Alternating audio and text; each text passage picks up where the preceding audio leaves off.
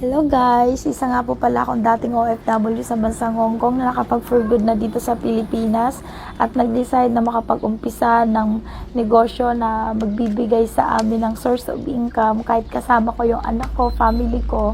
So, yung mga natutunan ko dyan guys sa Hong Kong, lalo na sa mga Chinese, ay nagamit ko yun sa akin pang araw-araw na pamumuhay. Especially guys, sa time management, paano mo talaga siya gagamitin. Napakahalaga nun. At kung magsisimula ka ng isang negosyo guys, napapasukin mo, kailangan mo talaga tong pag-aaralan. Maliit man o malaki para maiwasan yung pagkalugi or pagkabagsak ng sisimulan mong negosyo.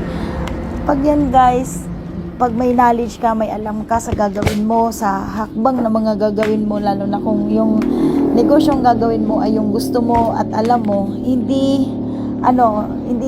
masyadong mahirap para sa'yo dahil nauunawaan mo ang negosyo.